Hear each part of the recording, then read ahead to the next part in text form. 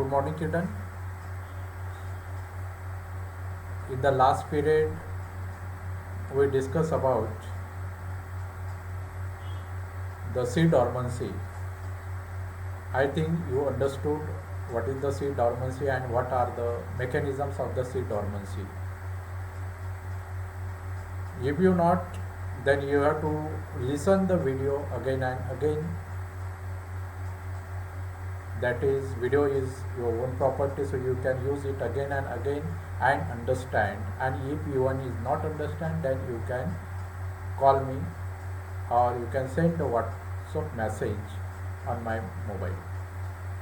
Already the WhatsApp number is already given in our group, so you can take and you can ask whatever the doubt.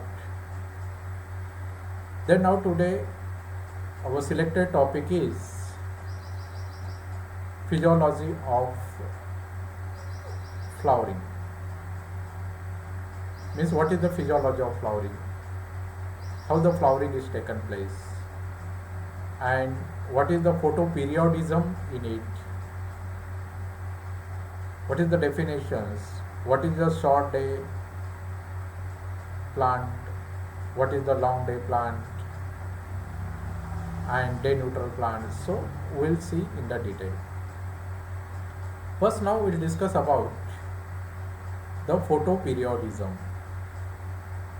Photoperiodism is the physiological reactions of organisms or plant to the length of night and dark period. Means in the plants having the physiological reactions, means some of the reactions is taken place. Some reactions in the night or in the dark, means after that particular time, or some are taken place in the daytime. म्हणजे अशा प्रकारचे त्या ठिकाणी ते वेगवेगळ्या reactions होत असतात. So photoperiodism is the physiological reactions of plant और organisms. Photoperiodism can also be defined as developmental responses of plant to relatively length of light and dark period. Means physiological reactions means काही reactions हे दिवसा होत असतात, काही reaction हे रात्री होत असतात. आणि दिवसा आणि रात्री हे वेगवेगळ्या ज्या रिॲक्शन्स होत असतात, जे डेव्हलपमेंट त्याच्यामध्ये होत असतात, त्याला आपण फोटोपिरियडिझम असं म्हणत असतो. सिंपल शब्दात सांगायचं म्हटलं तर. So photoperiodism means day and right the reactions is taken place in the plants is called as the photoperiodism. Garner and Allard classified the plant into the 3 groups. मग हे दोन सायंटिस्ट जे आहेत त्यांनी या ठिकाणी प्लांटवर काम केलेलं आहे, फोटोपिरियडिझमवर त्यांनी काम वर्क केलेलं आहे. And both the scientist have classified the plant in the 3 groups, that is short day plant, long day plant. Short day means LDP, long day plants means SDP, and day neutral plants means DNP. अशा प्रकारचे plants या ठिकाणी तीन ग्रुपमध्ये त्यांनी plants divide केलेले आहेत according to the length of the day. According to the length of the day means डेची लेंथ किती आहे त्याच्यानुसार त्या ठिकाणी त्यांनी प्लांटच्या 3 ग्रुपमध्ये डिव्हिजन केलेलं आहे. म्हणजे काही प्लांट्सला शॉर्ट डे प्लांट्स म्हणतात, म्हणजे त्यांना लाईटचे फार कमी प्रमाण असावं लागतं. काही लॉंग डे प्लांट असतात त्यांना खूप दिवसभर लाईट असावं लागतो. काही प्लांट्स लाईट असला बी नसला बी तरी चालतं. अशा प्रकारचे प्लांट्स असतात. Means this Garner is divided all the plants in the 3 groups, that is the short day plants, long day plant and day neutral plants. आता आपण या ठिकाणी first will see short day plant. Short day plant flowers when daylight is less than critical length. This flowers in the late summer or early winter. आता या ठिकाणी short day plants means critical length of the day. Critical length of the day means 12 hours. But in the winter, the day or light period is very short. 12 तासाच्या ऐवजी तो असतो समजा 8 तासाच्या किंवा 7 तासाच्या, 8-9 तासाच्या त्या ठिकाणी असतात. Means in the winter period day period or light period is very short, and in the short light पिरियडमध्ये फ्लॉवरिंग येत असतात, म्हणजे या प्लांटला फ्लॉवरिंग त्यावेळेला येत असते. फॉर एक्झाम्पल या ठिकाणी पाहू आपण डार्क. आता या ठिकाणी 14 आवर्स जवळपास या ठिकाणी लाईट पिरियड दिलेला आहे मधला. हे लाईट पिरियड आहे, हा डार्क पिरियड आहे. आता लॉंग डे प्लांट आणि हा शॉर्ट डे प्लांट.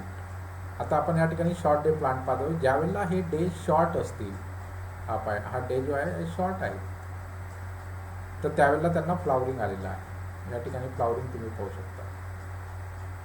और या ठिकाणी plants leaves are open. Means when the light period is very short and night is long. आता या ठिकाणी डार्क जर पाहिलं तर हा लॉंग आहे, हे क्रिटिकल पिरियड आहे, इलाइनमेंट क्रिटिकल. आणि या ठिकाणी हे जर पाहिलं आपण तर या ठिकाणी डे हा लहान झालेला आहे आणि नाईट ही मोठी झालेली आहे. मग त्यावेळेला हे जे प्लांट्स असतात हे विगरस ग्रो होत असतात आणि त्यांना फ्लॉवरिंग येत असते. Means this kind of the plants, those the plants are flowering in the winter or late summer. या पिरियडमध्ये ज्या प्लांट्सला फ्लॉवरिंग येत असते त्यांना आपण शॉर्ट डे प्लांट्स असं म्हणतो. देन आता त्याच्या विरुद्ध असेल long day plant. Long day plant flower when the day light is increasing and they flower in the spring or early summer. समरच्या सुरुवातीला आता या ठिकाणी पहा डे लाईट किती मोठा आहे दिवस, इथे किती मोठा दिवस आहे, इथे किती मोठा दिवस आहे. या दोन ठिकाणी जर पाहिलं तर मोठा दिवस आहे. आणि त्यावेळेला हे प्लांट्स या ठिकाणी तयार होतात किंवा त्यांच्यामध्ये ग्रो होते किंवा फ्लॉवरिंग येत असतात. पण या ठिकाणी डे मोठा आहे म्हणून या ठिकाणी प्लांटला फ्लॉवरिंग आलेली आहे. Means this kind of the plants are blooming the flowers in the spring or early summer. समरच्या सुरुवातीला ज्यावेळेला दिवस मोठा असतो त्याच वेळेला त्या ठिकाणी फ्लॉवरिंग त्या ठिकाणी येत असतात. म्हणजे वसंत ऋतूमध्ये जनरली या ठिकाणी त्यांना फ्लॉवरिंग या ठिकाणी येत असते. Means this is the two kinds of the plants. Some plants are the short day plants, they are flowering in the short day. Some plants are the very long day plants, they flowering when the day become increase. ज्यावेळेला दिवसाची length ही 12 तासापेक्षा जास्त असेल, 14 तासापेक्षा जवळपास असेल किंवा 14 तासापेक्षाही पुढे असेल. पहा त्या 14 तासाच्या या ठिकाणी दिलेलं आहे, त्याच्याही पुढे आहे, 14, 15, 16 तासापर्यंत त्या ठिकाणी दिवस आहे. त्यावेळेला या ठिकाणी त्या प्लांटच्या फ्लॉवरिंग या ठिकाणी आलेलं आहे. म्हणजे अशा प्रकारचे आपल्याला लॉंग डे आणि शॉर्ट डे प्लांट्स आपल्याला या ठिकाणी पाहायला मिळतात. Now next one is the day neutral plants. Day neutral plants do not flower responses to the day light changes. म्हणजे त्यांना दिवसाच्या लाईट 1 तास असो, 10 तास असो, 12 तास असो किंवा 15 तास असो किंवा 24 तास असो, त्यांना काही घेणं देणं.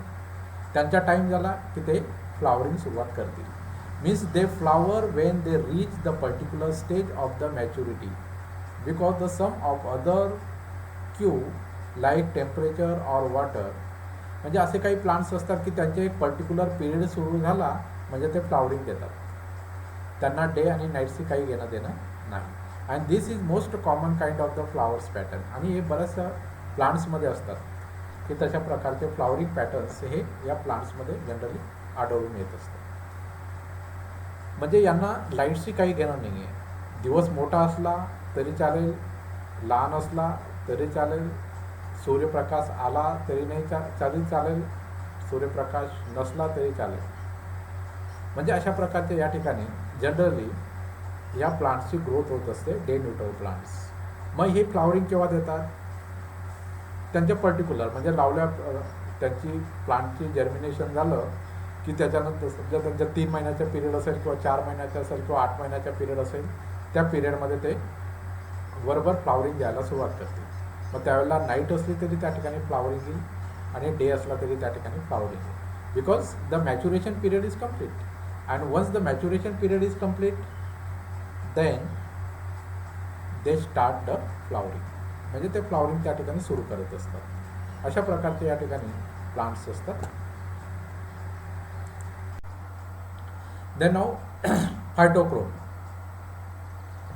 So what is the phytochrome? Phytochrome are the proteins with a light absorbing pigment attached called as chromophore. म्हणजे phytochrome means there are the some type of the proteins, and that proteins having the pigments, and that pigments is absorbs the light. त्याला आपण phytochromes असं म्हणतो. Phytomorphogenesis is referred to a responses of plant to light and which is control them in plants. म्हणजे फायटोजेनेसिस म्हणजे जे प्लांट्समध्ये जे pigments आहेत ते पर्टिक्युलर टाईपचे लाईट ॲब्झॉर्ब्स करतात आणि ते फंक्शन्स करत असतात, त्याला आपण फायटोजेनेसिस असं म्हणतो. म्हणजे फायटोक्रोम म्हणजे they are the proteins, and proteins pigment absorbs the light, त्याला आपण फायटो, जे पिगमेंट्स असतील जे लाईट ॲब्झॉर्ब्स करतात त्यांना आपण फायटोक्रोम्स म्हणतो. आणि जी काही प्रोसेस होत असते photomorphogenesis means that is the pigment is absorbing the light, pigment is absorbing the light, this process is called as the photophosphogenesis. Then now plant can see light gradient and detect the different in spectral composition. For this plant have sophisticated photosensor system, light sensitivity, photoreceptors. म्हणजे प्लांट्समध्ये सुद्धा एक sensitivity आहे, means they absorbs the particular type of the pattern of the light. म्हणजे they are the very sensitive about the light. They absorb the particular type of the light and they utilize for their purpose. Single transductions pathway, the photoreceptors reads the informations contained the light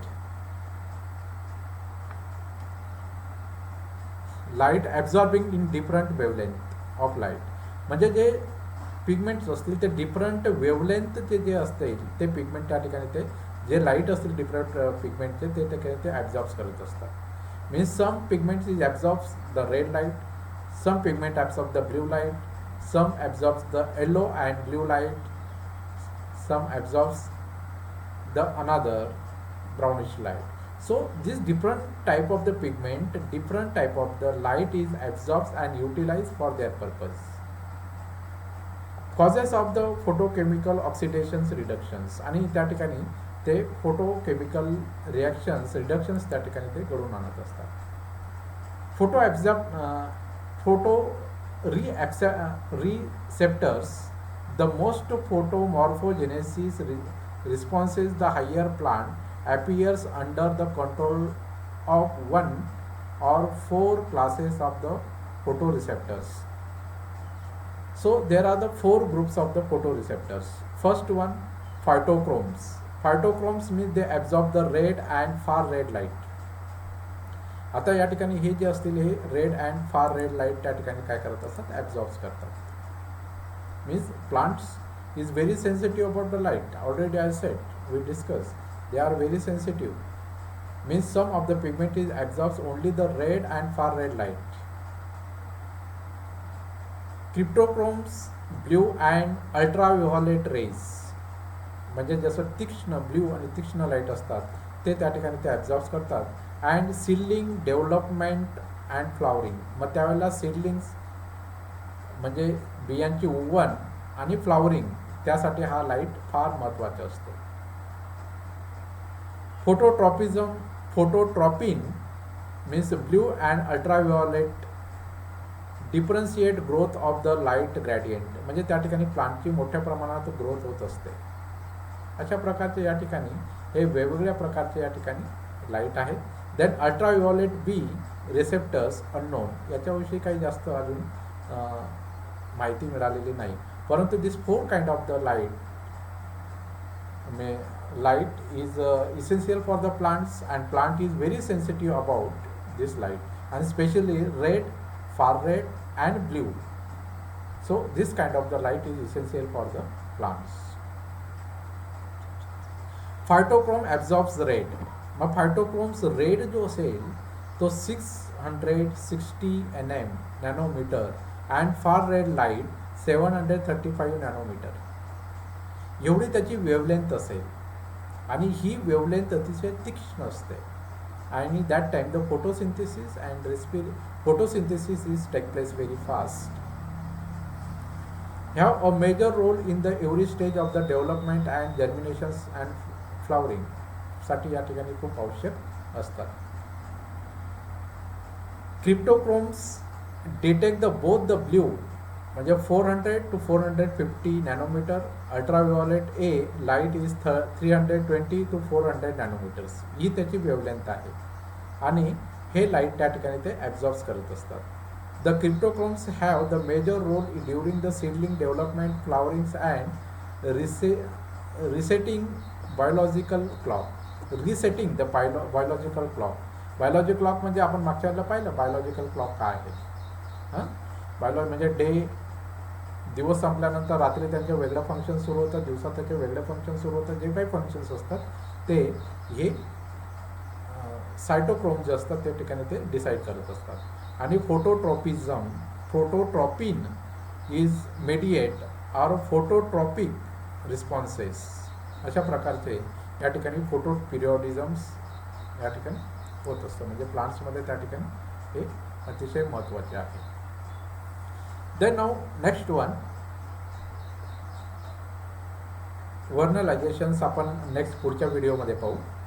वर्नलायझेशनसाठी आपल्या आता परंतु आज आपण या ठिकाणी पाहिलेलं आहे या व्हिडिओमध्ये की पूर्ण आपण या ठिकाणी फायटोक्रोम्स पाहिलेलं आहे. फायटोक्रोम्समध्ये या ठिकाणी एवढे पॉईंट्स आपण या ठिकाणी डिस्कस केलेले आहेत आणि या ठिकाणी त्याचे 4 पॉईंट्स जे आहेत ते सुद्धा या ठिकाणी फायटोक्रोम्स म्हणजे red and far red light, cryptochromes blue and ultraviolet rays and phototropin blue and ultraviolet rays and ultraviolet B is receptor is unknown. अशा प्रकारचे 3 आपण या ठिकाणी डिटेल्समध्ये या ठिकाणी पाहिलेले आहेत. Okay, thank you very much.